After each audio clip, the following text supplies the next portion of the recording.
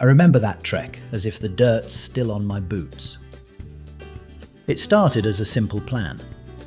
4 days through the backcountry, ending at a narrow-gauge train that rolled out once a day from a tiny depot at the forest's edge. Miss that train, and we'd be stranded until the next morning, with no food left and no shelter except our tents, which by then were hanging by their guy lines. I had done enough long hikes to know better than to cut it close, but that last stretch was meant to be easy. 10 miles downhill along an old logging road. How hard could it be? Day 1 had gone smooth. A steady climb through spruce and fir, the air sharp with resin, our packs heavy, but our spirits higher. There were 4 of us, me, my friend Carter, and a couple from Montana who joined our permit group, Ben and Leah. We hit camp each night right on schedule, cooking rice and beans over a small fire and talking under the stars. On the morning of the final day, we broke camp early. The map showed a gentle descent all the way to the train. The schedule said departure was 5:30 sharp. We'd planned to arrive by 3, with time to spare. Then came the mud. The rain from 2 nights prior had turned the trail into a mire, slick as soap and twice as treacherous. Carter went down first, sliding halfway down a slope like a man on skis made of clay. Ben twisted an ankle catching him. The couple wanted to rest. Carter wanted to push ahead. I tried to split the difference, slow but steady, but every step was a negotiation with the earth itself. Our pace dropped from 3 miles an hour to barely 1. By noon, the sun was burning through low clouds and steam rose from the ground in lazy curls. The map said 5 miles to go. We should have been nearly done, but we were still deep in the woods, the smell of wet pine thick and heavy. Leah, usually the quiet one, checked her watch and said what we were all thinking. We're cutting it too close. We'd have to make up time somehow. Carter offered to lead, his energy unbroken. But the path soon forked at a place that wasn't marked on the map. The old road had collapsed into a tangle of alder and brush on one side, and a faint trail veered off the other, promising a shortcut or a disaster. Against my better judgment, we took it. For half an hour it felt right, until it curved uphill again, leading us nowhere but exhaustion. By the time we backtracked, the afternoon light was tilting gold. Somewhere out there, the train's whistle would soon call, whether we were there to hear it or not. We moved like people possessed, our boots squelching with every step. Ben's ankle had swollen to the size of an orange, so we redistributed his pack weight. I took most of it, and Carter grabbed the cooking gear. Leah scouted ahead, calling back directions through the trees. The trail wound endlessly downhill now, lined with slippery roots that caught our toes like traps. My lungs burned, and the clock in my head ticked louder than the woodpecker hammering somewhere off to the east. Every so often, we'd stop to listen. The sound of water had grown stronger. The creek that paralleled the trail meant we were close to the valley floor. But every minute we stood still was a minute closer to missing that train.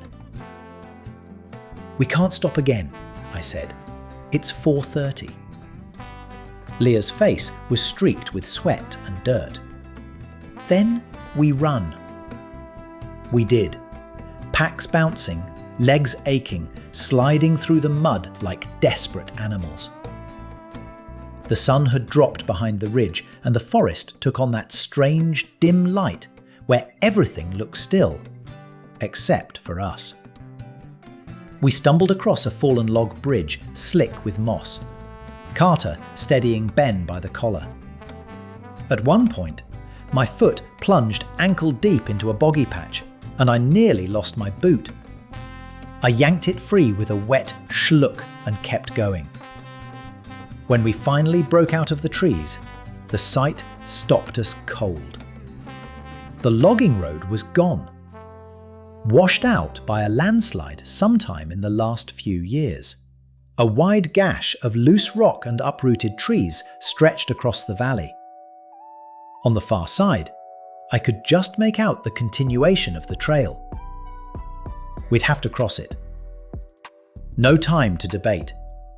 I led, picking my way over shifting stones. Pebbles rolled out from under my boots, rattling down into the hollow below.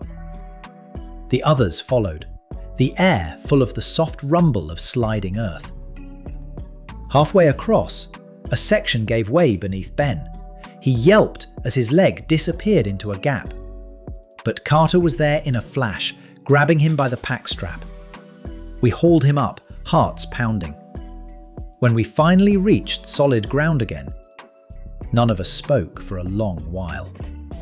Then, faintly, like a ghost through the trees, we heard it.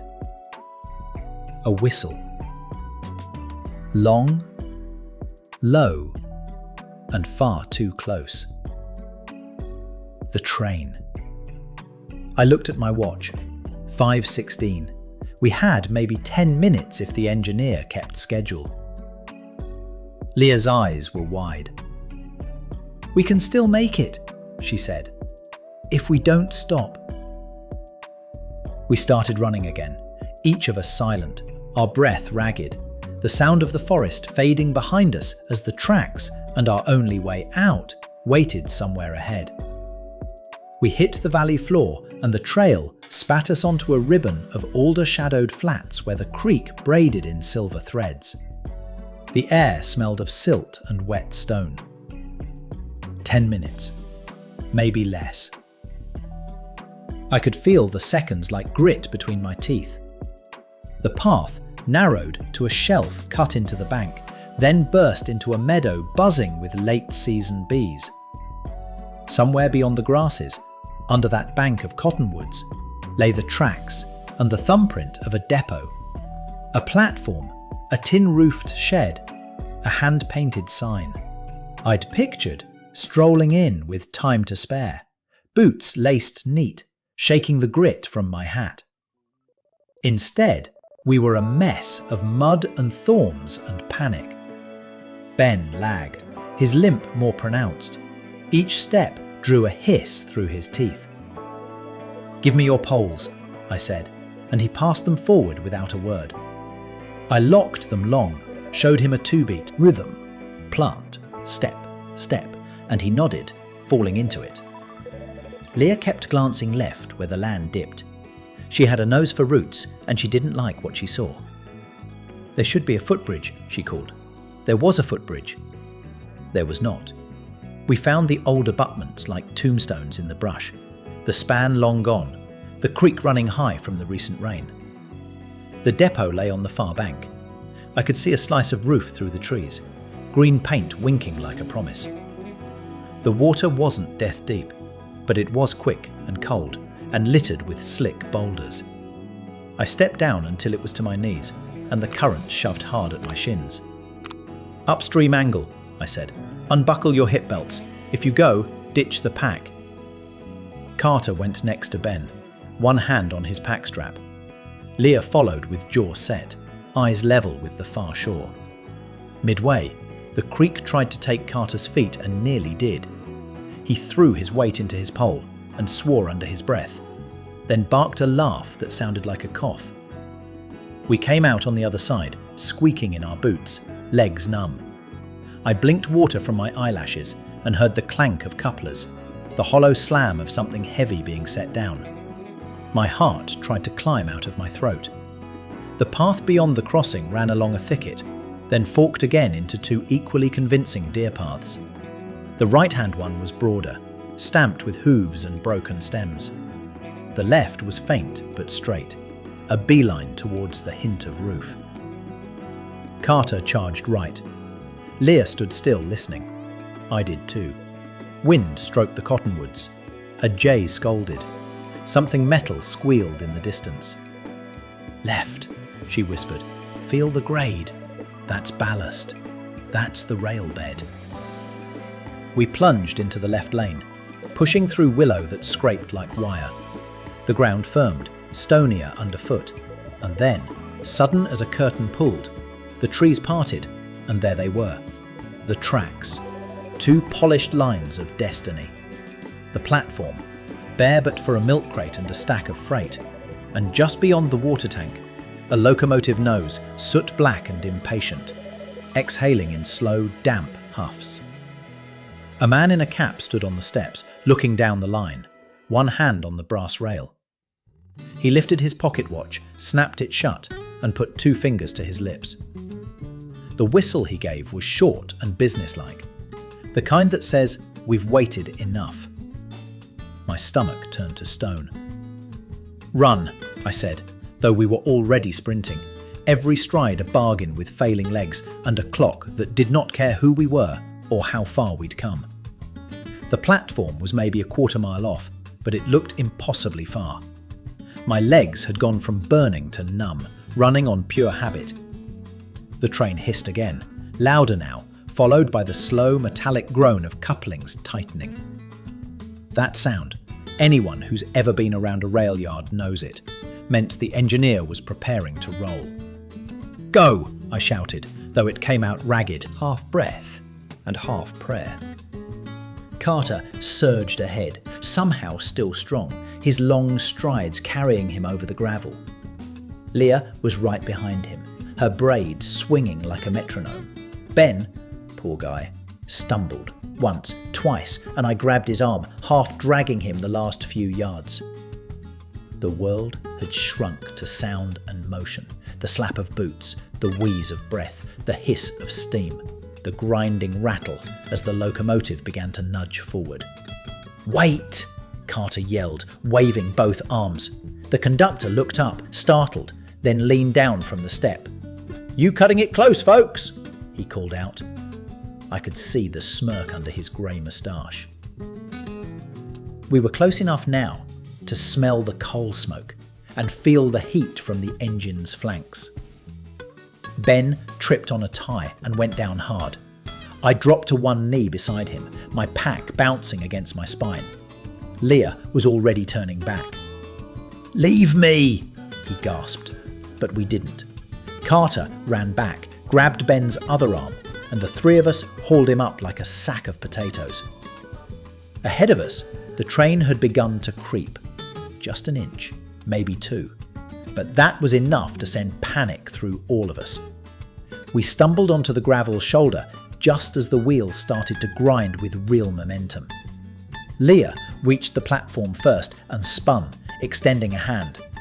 "Toss your packs!" she yelled.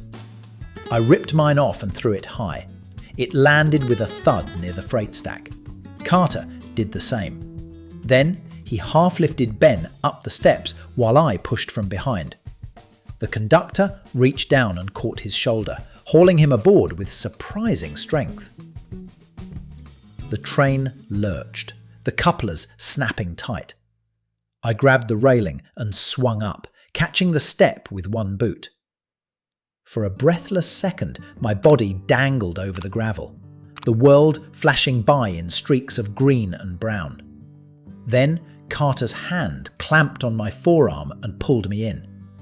I collapsed onto the platform floorboards, chest heaving, my pulse drumming in my ears. The whistle blew again, one long exhale that rolled through the valley like thunder. I looked up to see Leah laughing, tears streaming down her dirt-streaked face. "We made it," she said, voice trembling with disbelief. I glanced out the window as the trees slid past in blurs of gold and shadow. The trail was gone. Only the sound of the rails beneath us remained, a steady, rhythmic heartbeat that said we were finally, mercifully, moving homeward. For a long while, none of us spoke. The cabin swayed gently as the train picked up speed, the wheels singing against the track. Through the open window came the scent of pine and rain-damp earth, drifting in with the cool evening air. My muscles trembled, my knees still raw from the scramble, and every breath felt like the first after surfacing from deep water. The adrenaline that had carried us this far was ebbing, replaced by a heavy, wordless gratitude. Ben leaned back against the wooden bench, his bandaged ankle propped on his pack. He let out a sound halfway between a sigh and a laugh.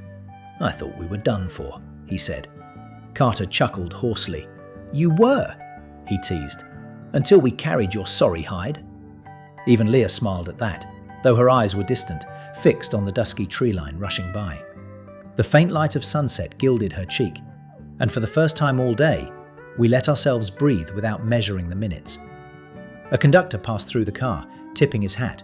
"Caught you folks by a whisker," he said. "Engineer said he was about 30 seconds from pulling out for good." Carter grinned. "Then 30 seconds is all we needed." The man laughed, punched our tickets and moved on, the rhythmic clack-clack of his boots blending with the heartbeat of the rails. Outside, the wilderness we'd fought through slipped away like a half-remembered dream. The dense green slopes, the gullies that swallowed our boots, the cruel beauty of that washed-out road. We'd cursed it in the moment, but now, with distance softening the edges, it looked like something sacred. Every bruise and blister was proof we'd lived the day fully, right to its bitter edge. Ben dozed off first, head lolling against the window. Carter rummaged in his pack and pulled out the last of our trail nicks, mostly raisins and broken pretzels, and passed it around. "Dinner of champions," he said. We ate in silence, the taste of salt and earth on our tongues, the sort of meal that's humble but earned. The train curved along the river, and through the fading light, I could see our path winding along the bank, vanishing into the trees. I thought of the moments when I doubted we'd make it, how close we'd come to stopping, to giving up, and yet, somehow, we hadn't. Something stubborn in us had kept moving, step by step, until time itself ran out of excuses.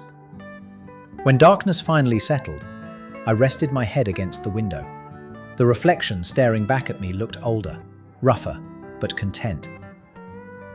"We'll laugh about this someday," Leah murmured. I smiled. "We already are."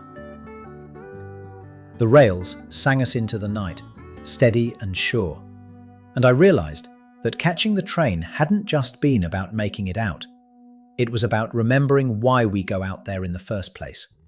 To test ourselves, to feel small against something vast, and to learn that sometimes the hardest journeys end not in triumph, but in quiet relief.